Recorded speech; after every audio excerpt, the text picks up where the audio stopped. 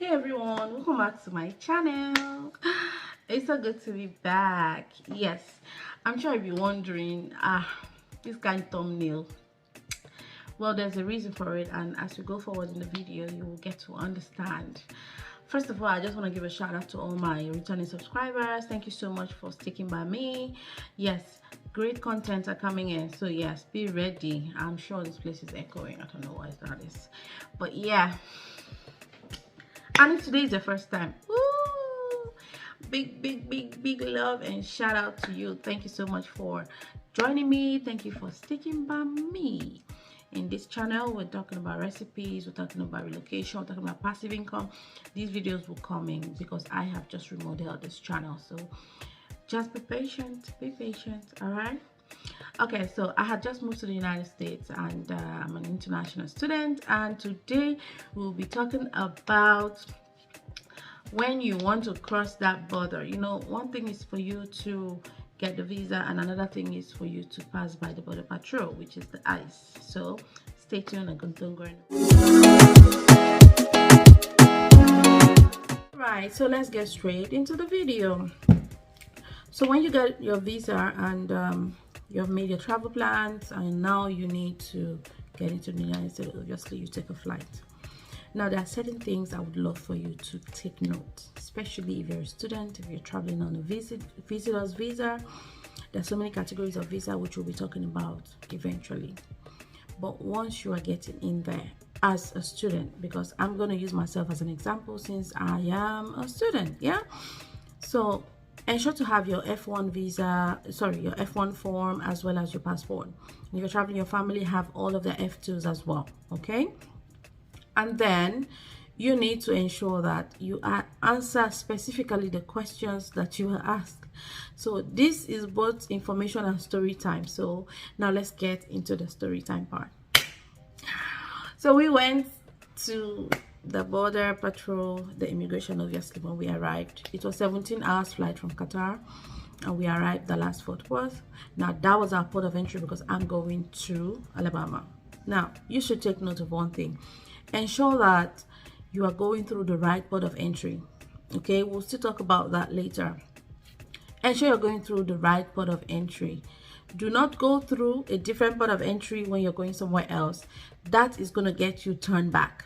That's why I said we were almost, but that was not obviously my portion because I was coming through the right port of entry. But something happened which I want you to stay tuned, don't go anywhere. Right, so when we got in there, the immigration officer asked, who's the student? And I said, I am. And then it's like, are you sure you're the student or your husband is the student? Like, no, I'm the student. So, or both of you are the student. I said, no, I am the student. They're just my dependent. You need to be certain, be specific with your response, please. Do not overdo things. Do not over answer questions. Be straight to the point. And then he took my papers, documents, and everything, and he went inside. That's where the story began. So this guy went inside, didn't come out for a long time. Suddenly he came back and apologized as to why he wasted time. And then he said, let's follow him. I didn't know where I was going, but I heard the stories of people being returned back, people being taken back to their countries. You know, in that scenario, a lot of things had gone through my mind. I don't know about my husband, but for me, I wasn't settled anymore. I was confused. I was like, what's going on? So we were taken into a room. They called that room secondary something. I can't remember it. So I'm saying this lightly now, but as of that time, my mind was on prayer. I started praying. Oh my God.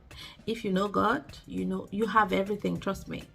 When we went inside, we found other people there and we were seated. They were calling them one, and then they would ask them some questions, give them the passport back, and then they would go through another door. So in this case, I was now wondering, why are we here in the first place? So you need to be certain of what you are doing. Be certain. Be certain about your visa, be certain about your visa type, that you are in the right port of entry, and that you got your visa genuinely. We'll still talk about all of that later. They kept us there for at least 10-20 minutes before we were now called upon, you know. And then the lady asked me about my address, exact address that was in my F1. You know, guys, your informations in your F1 are very important, so be sure to know them by hand. The same set of questions was asked, and I have those informations on my F1, and they were looking at my F1 and asking me that question. So you need to be certain of what you're doing. Be informed, research, read, okay? Know what to expect. I believe because it's the first time being admitted into the United States, and then I'm coming with my family, so they have to ask the specific questions. We're asked to put our apartment number, and then she asked me what I was coming here to do again. So I've been asked the question like 2 or 3 times. Do you understand? So I think that the people, they call them ICE. They call them ICE. I would somewhere here you'll find the name of the border patrol. You can go online and you can just research. This is just the meaning of all this video. And then at the end of the day, we were asked, okay, welcome to the United States. It felt, it's I don't know how to feel. Like, I was so relieved. It was such a relief, you know, because it's one thing to get a visa, it's another thing to be admitted into the United States. So that puts your information into the system. Do you understand? Some people have a lot of issues when they get to their port of entry. It's difficult for you to be refused back, except on extreme circumstances where you have used your hands to put yourself in trouble. So guys, this is what this video is mostly about. Know your port of entry, know where you're going through. If you're a student, if you're a visitor, and you have said something when you went for your interview that this is where you're going to, you can't be going through another port of entry. Be very careful about that. If you are on spouse visa, or yes, if you're on your spousal visa and you're coming to visit your spouse, maybe your spouse is in New York and you're coming to another state, your port of, if they check, they know that there is an airport there, so you need to be sure of where you're going.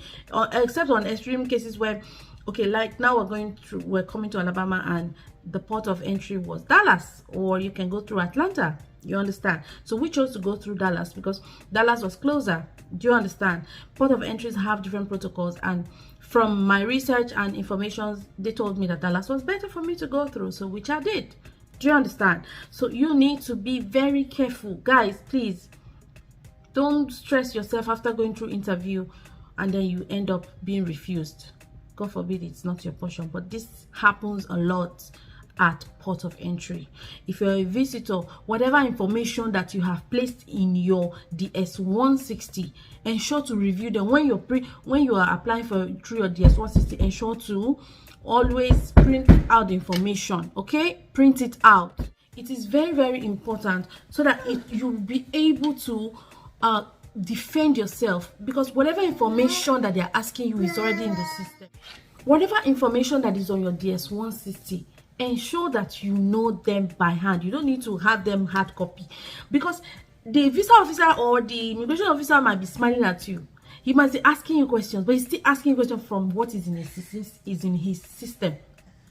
Yeah, so be sure to know, get the right answer, and ensure that whatever you're saying matches with whatever is in the system for you, because this is Americans. If you're saying A and you're doing B, it's a different entire answer you have given them, and that is none of their business. They will tell you no, you could be refused, and anything can happen at that. So that is the story for today. At the end of the day, we're able to successfully go through because everything was in right standing. So guys, this is just the reason for this video, to keep you informed. Okay, we were almost, because we're already in that secondary room where they can either accept or reject you. So please be very careful.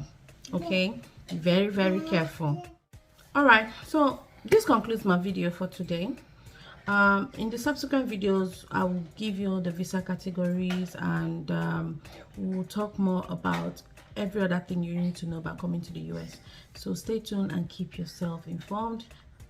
Always ensure that you research. It's very important. Okay, All right, everyone, I'll see you guys on my next video. Thank you so much.